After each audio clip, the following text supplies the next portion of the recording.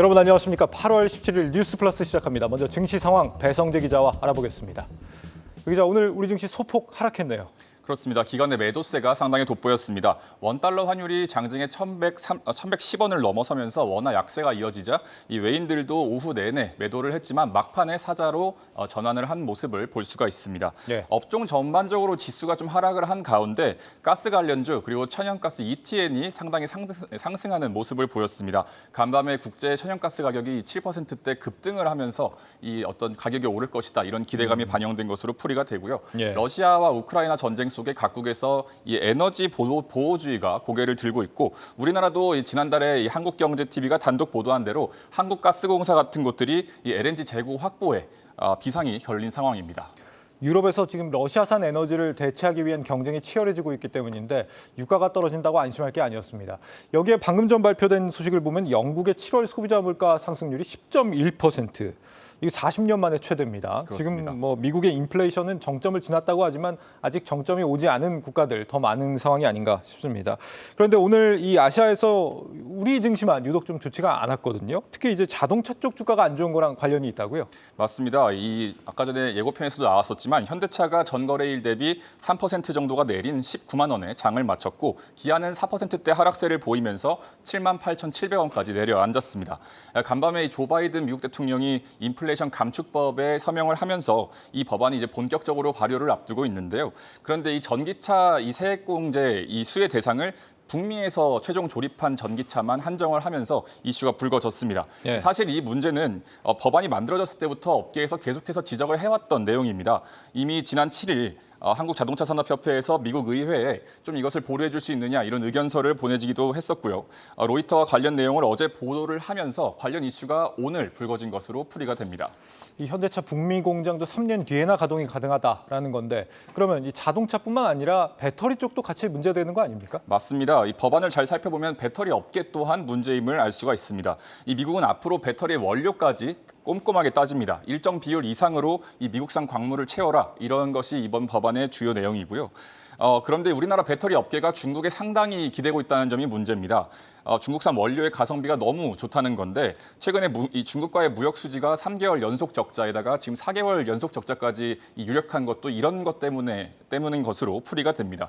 우리는 2차 전지의 원료인 니켈이나 코발트 이런 원료들을 중국에서 계속해서 수입을 해야 합니다. 보시다시피 기타 정밀 화학 원료나 기타 축전지 같은 것들이 작년에 비해서 증가폭이 거의 2배에 가까운 것을 확인할 수가 있습니다. 네. 그래서인지 LG 에너지 솔루션, 삼성 SDI 오늘 다 주가가 그렇게 좋지가 않았습니다. 맞습니다. 현대차 그룹 같은 경우는 지금 모비스 분할 이슈가 가장 지금 화두로 떠오르고 있는데 이르면 11월에 자회사 5개로 쪼갠다. 네. 왜 이렇게 하는 겁니까?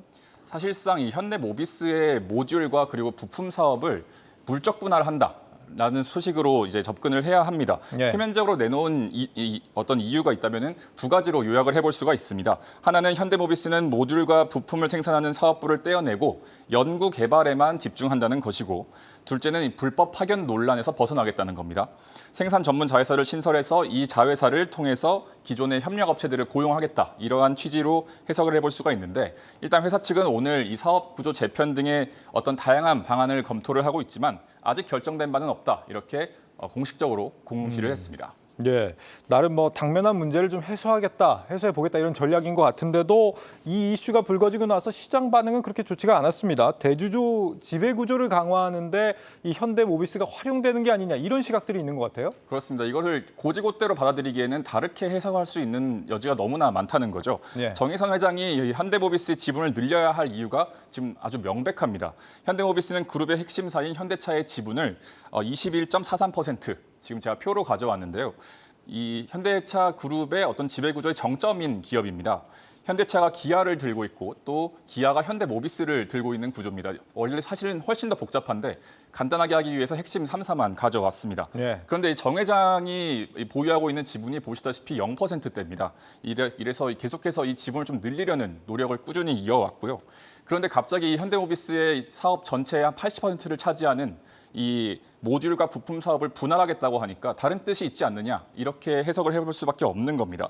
실제로 어제부터 현대모비스는 이 개인 투자자들이 매도가 굉장히 많이 몰리면서 하락을 했고요. 마치 LG화학의 LG 에너지 솔루션 그때 당시에 그 물적 분할의 트라우마가 다시 올라온 듯한 모습을 보였습니다. 네, 현대차그룹이 어떻게 모비스 중심으로 지배구조를 개편할 것이냐 이 이슈하고 지금 맞물려서 이번 분할을 보는 시각들이 아무래도 많은 상황인데 일단 모비스가 분할돼서 슬림해지면 대주주가 보유한 계열사 지분을 모비스 지분으로 좀 교환하기가 한결 쉬워질 거다 이런 판단까지는 가능한 것 같습니다. 지배구조 이슈는 일단 확실한 게 없습니다만 이 모비스 주주들은 당장 좀 상당히 불안해하는 분위기죠? 맞습니다. 좀 댓글을 가져와 봤는데요. 모비스의 이 전기차 배터리 팩이나 수소 스택 같은 것들을 이번에 사업 분할을 한다면 좀 이 모듈 사업을 떼어냈을 때 이 사업이 같이 떨어져 나가거든요. 그러니까 어떤 성장성을 보고 투자한 투자자들은 당황스러울 수밖에 없는 분위기입니다. 예. 이 당장의 온라인 커뮤니티에서는 지금 현대모비스가 더 이상 모듈 쪽을 떼어낸다면 현대모비스가 아니지 이런 반응들이 줄을 이루고 있고요. 지난 2018년처럼 어떤 이런 점을 노린 행동주의 펀드들이 또 개입할 가능성도 적지 않다고 볼 수 있겠습니다. 이미 엘리엇 등이 이 정 회장의 현대차그룹 지배력이 약하다는 점을 좀 해집고 들어온 적이 있었죠. 최근에 활발해진 이 행동주의 펀드들이 앞으로 어떤 주주 서환 등의 움직임을 보일 가능성 또한 적지 않다고 볼 수 있겠습니다. 회사 측이 한 달 내로 재공시를 예고했다고요?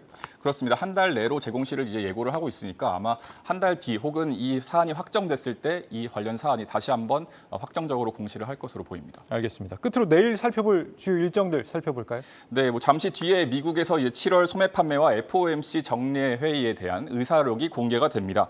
소매 판매는 0.1%가 성장할 것으로 예상이 되어서 상당히 부진할 것으로 예측이 되고요. FOMC 의사록에서는 이제 앞으로 있을 9월에 FOMC에서 이 기준금리를 얼마나 올릴 것이냐 속도를 관측해 볼 수 있는 기회가 되겠습니다. 네, 증시 프리즘 배성재 기자였습니다.